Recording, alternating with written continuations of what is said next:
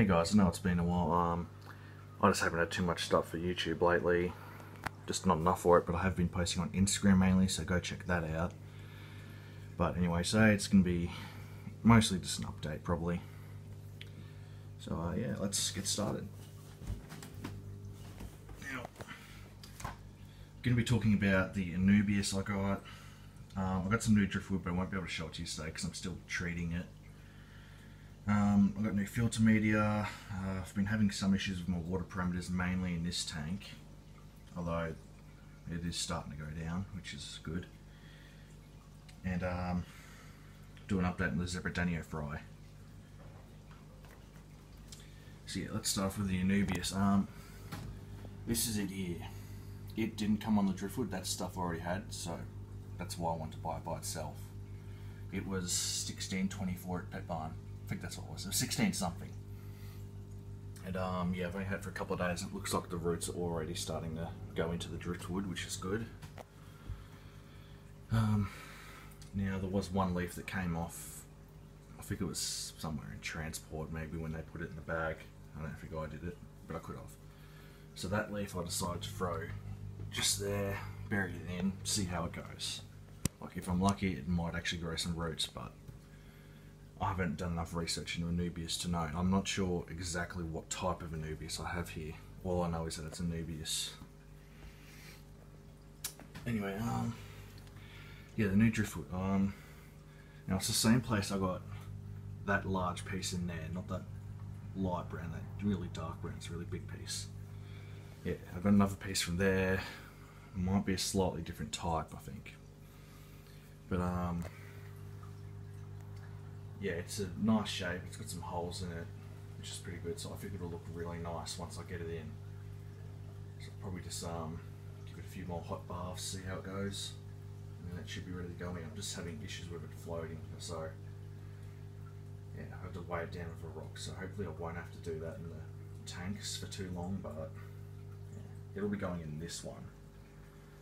And I'm not sure how I'm going to do it yet exactly, but I think I'll take the destroyer out and the sub as well, probably.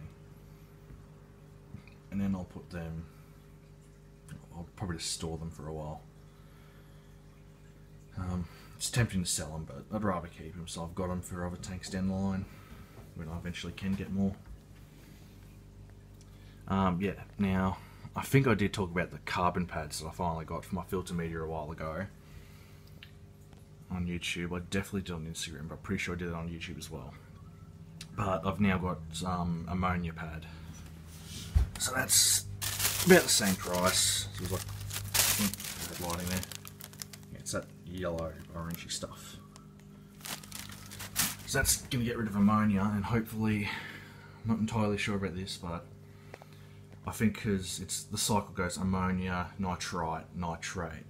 So I've got an issue with nitrate in this tank. I haven't checked ammonia and nitrite recently, but they were fine last I checked. So hopefully, even if it doesn't get rid of the nitrate directly, it'll stop ammonia from becoming nitrite and then nitrate. So then the plant of the Anubias should be able to do the job from there. So yeah, I've got that in all my tanks now. It's tempting to put a plant in there as well, but I don't think it'll last with the Yabby. Yeah, back to those water parameter issues.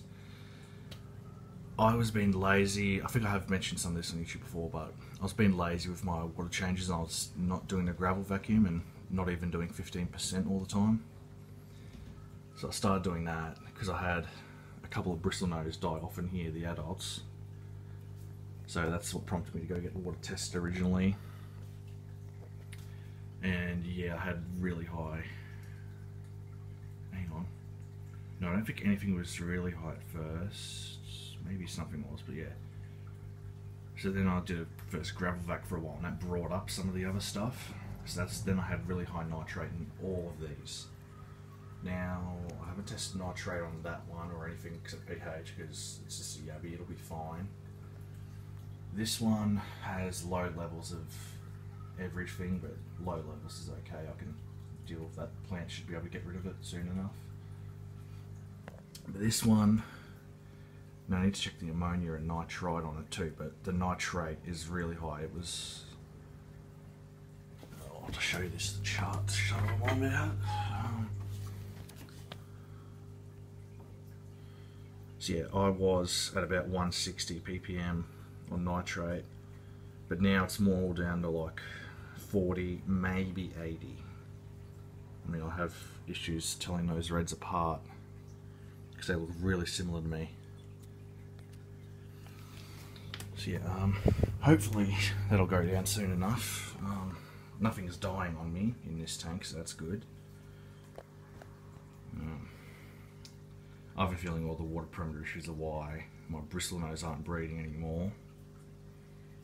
So I mean, the male that bred the last time, I'm pretty sure it was the same one. He's in that tank, so he should start. I mean, has been defending the cave. But I might have the wrong female in there with him. Maybe the female that bred last time was one of the ones that died. So yeah, I'm gonna have to look at getting some more bristlenose. And I might buy some albinos as well, so I can try and actually get albino genes in again. Because the last time I had some bristlenose, they were just normal common ones, but they had the albino gene in them, and yeah, out of each batch they were laying eggs, there are at least a few albinos in each of them. It's just a shame all of them died off as well.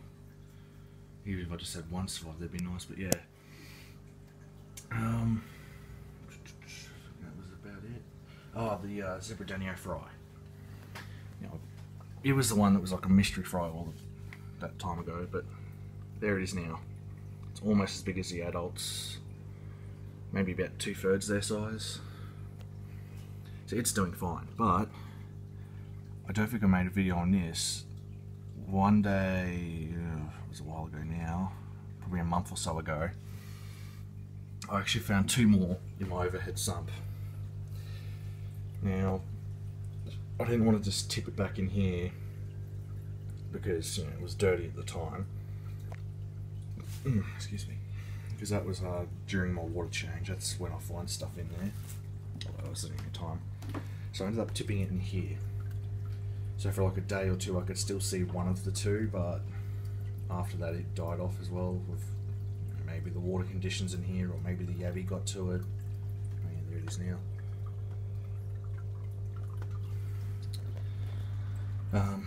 But yeah, then after that, because now if you're wondering why I didn't net them, it's because I didn't have a net small enough, as in the holes in it weren't small enough.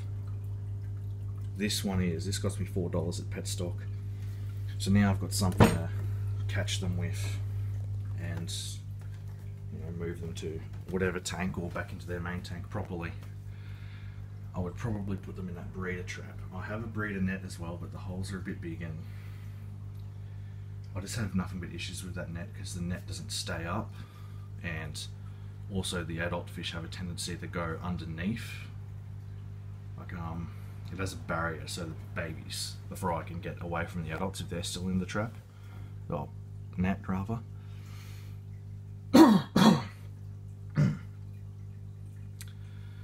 So yeah, hopefully they'll breed for me again, because I would like to actually get some surviving and maybe even selling off. Depends how many I get out of it, because in this tank they can get sucked up into either of the filters, which is how those 2 ended up in that sump. They got sucked through that power head and right up through there and into the sump. Yeah, I can't really do other tanks because I'm not allowed to have any more until I can move out, which will be years probably. But yeah, because I know the adults do eat the fry and the eggs. So yeah, I mean, if I see one that I'm pretty sure is gravid and gonna lay, I'll put it in the trap, breeding box, and hopefully it'll lay in there and it'll all be good. Although the fry could probably still get out of that, but better chances. My silver sharks were showing some signs of breeding yesterday.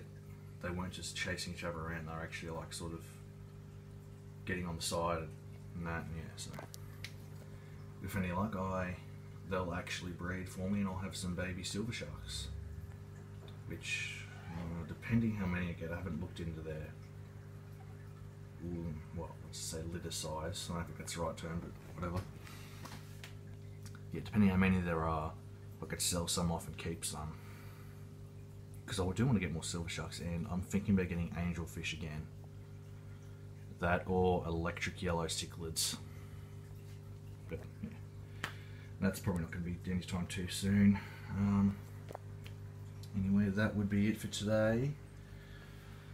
Yeah, as I said, go check out my Instagram. It's QLD_aquarist. I think that's what it is. I might have it linked in my YouTube channel, I don't know. But I'm pretty sure that's what it is, so go check it out. It should show up.